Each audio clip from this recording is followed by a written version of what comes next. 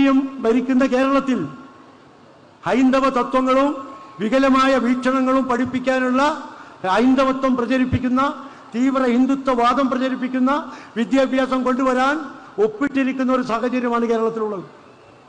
നമ്മൾ ആലോചിക്കണം. അതിനെ എതിർക്കുന്ന മുഖ്യമന്ത്രിമാർ കേരളത്തിലുണ്ടായിട്ടുണ്ട്, ഇന്ത്യ രാജ്യത്തുണ്ടായിട്ടുണ്ട്. ഒരു പുരുഷനാണെങ്കിൽ അതിനെ എതിർക്കാൻ എങ്ങനെ കഴിയുമെന്ന് തമിഴ്നാട് മുഖ്യമന്ത്രി സ്റ്റാലിൻ നമുക്ക് പഠിപ്പിച്ചു തന്നു. എതിർക്കുന്നു. എത്ര കോടി രൂപ കിട്ടിയാലും ഞങ്ങൾ അതിൽ ഒപ്പിടില്ല എന്ന് സ്റ്റാലിൻ പറഞ്ഞു. ഒരു വനിത, നിങ്ങളെപ്പോലെയുള്ള ഒരു വനിതയാണ് മുഖ്യമന്ത്രി എങ്കിൽ ഞങ്ങളത് പഠിപ്പിക്കാൻ തയ്യാറില്ല. 10,000 കോടി രൂപ തന്നാലും ഇത്തരം വർഗീയ വിഷം ഞങ്ങളുടെ സംസ്ഥാനത്തിലേക്ക് കൊണ്ടുവരില്ല എന്ന് ഒരു വനിതാ മുഖ്യമന്ത്രിയായ പശ്ചിമ ബംഗാളിലെ മമതാജി പറഞ്ഞു.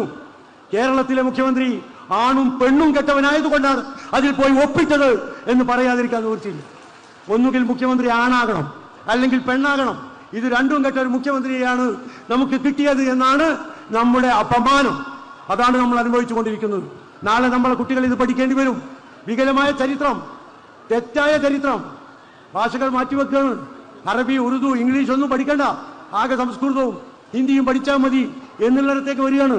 പിഞ്ചു പ്രായത്തിൽ ചെറിയ കുട്ടികളെ പോലും അവരുടെ മതത്തെക്കുറിച്ചും അവരുടെ വിശ്വാസത്തെക്കുറിച്ചും അറിയാത്തൊരു വിദ്യാഭ്യാസം നൽകാനുള്ള ശ്രമങ്ങൾ നടന്നുകൊണ്ടിരിക്കുന്നു.